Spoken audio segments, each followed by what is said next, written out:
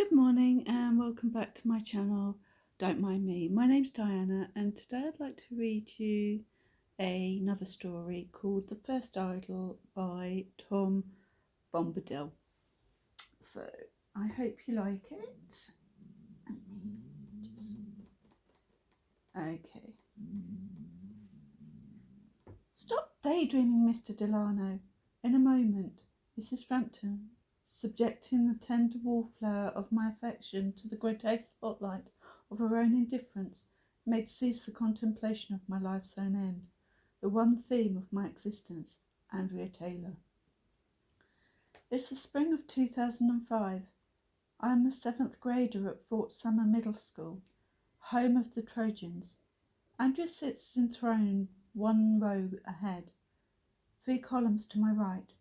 I have mixed feelings about this, for while it affords me an almost uninterrupted view of her during 2nd and 5th period, it also places her immediately adjacent to Carl Schwimmer, another 7th grader, possessed of summitless bicep peaks, which forces me to a fixed conclusion that he's been injecting steroids intravenously since infancy, and whose hair, defying no less than 2 laws of thermodynamics, I am sure, manages to appear wet and shiny hours after we all have a just expectation that it should be dry.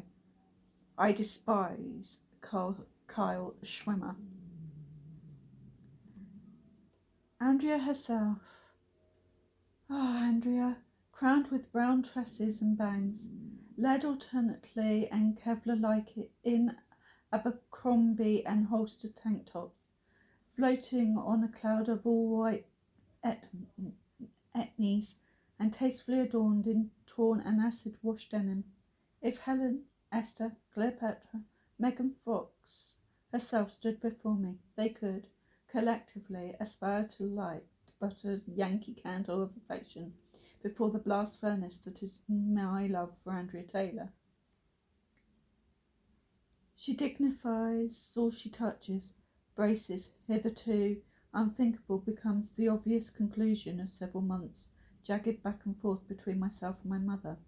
She, keenly impressed by the delayed gratification of orthodontics, I, unwilling to suffer an infinite 2 years of public degradation before my muse. That is, until Andrea arrives one Monday morning, her teeth elegantly arrayed in alternating pink and key lime green squares, her 2 favourite colours, and now mine. At best she freely elected the ornamentation, and the entire school, nay, the entire world, must soon follow suit. At worst she was compelled by her parents, and to join her was now a question of solemn solidarity. I said, "Stop daydreaming, Mr. Delano. You're not even on the right page. You'd better snap out of it before this evening. And to think, you before the entire school." As the sole member of my 7th grade class to make the principal's list for 4 quarters consecutively, I was nominated by the student council, the reverend body, to deliver the customary student speech at the spring awards banquet. My entire family would be present, as would a large portion of the student body, their own families included. My speech was already prepared some week in advance, but the grandeur of the event, the achievement of garishly mismatched ties and dress shirts of which adolescent boys seem uniquely capable, the attendance of one's forebears, the events occurring at night, all of this called for something more than a bare statement of facts, a weak-kneed acknowledgement of one's faculty and peers. It demanded romance. Everything had prepared me for this moment, by which I mean chiefly Disney Channel movies, but it feels like everything I must take the occasion to declare my intentions. My love for Andrea. I set to work. Let it not be supposed that the account I now relate is unrealistic, for I am convinced that if the same series of events does not unfold hourly at middle schools across the country, it is to be attributed less to any want of imagination or romantic inclination of the part of adolescent boys, and more to their own diffidence in making such feelings known. My case may be singular in that I did declare my love, but then mine was no common love. The night arrives. I scramble numbly from the third row of my mother's van, just in time to witness Carl Schwimmer emerging from the passenger seat of his older brother's Munda Miata, a convertible. A pox and all his house.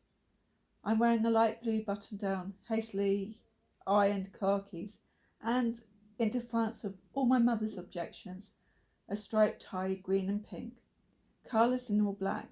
I think this is ridiculous. I take a second look. It doesn't seem quite so ridiculous.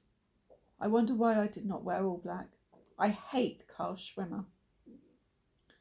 We begin to walk past what should be familiar sights, but in the dark and on a night of such a moment, I recognise nothing.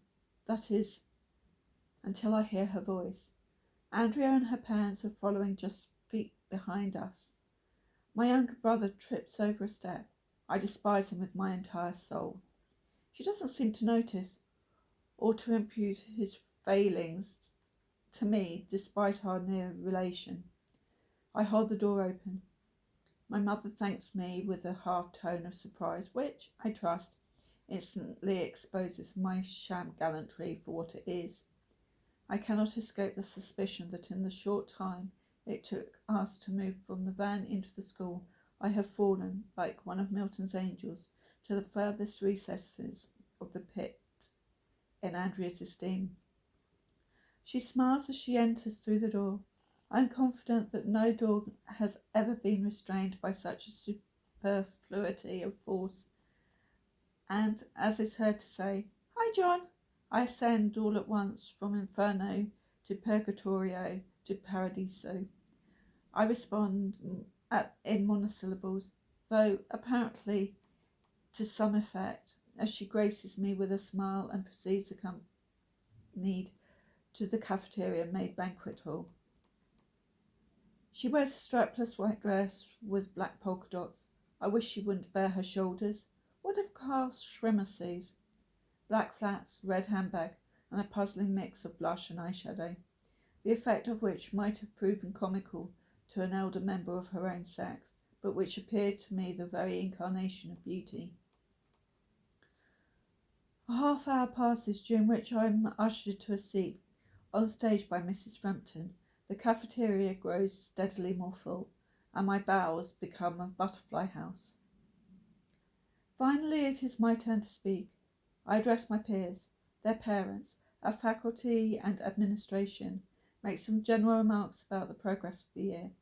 In short, I read the entirety of my 2-minute speech, which had passed successfully beneath the careful scrutiny first of my father, then of Mrs. Frampton, then of the assistant principal.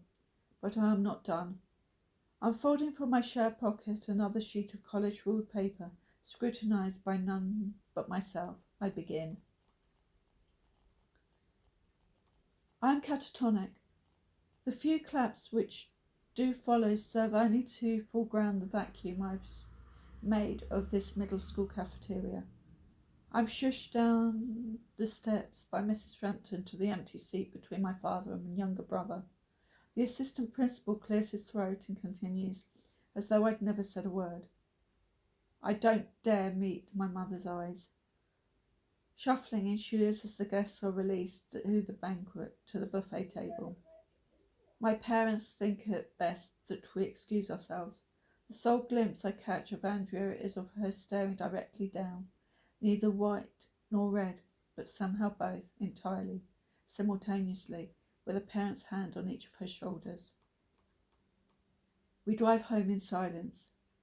At least as far as dialogue goes, the radio insists on playing, and I wonder why every single song seems a mockery of the events of the last hour. It would be true to say that I spent the evening in agony. It would be equally true to say that I was very nearly buoyant. It was like one of my track meets, an agonising affair so long as it continued, and even immediately after the race was run, but it just felt so good to have it over with. I spent time in front of a book, though not quite reading, in front of my television, though not quite watching, and finally I turned to the family computer. Dare I? She wouldn't.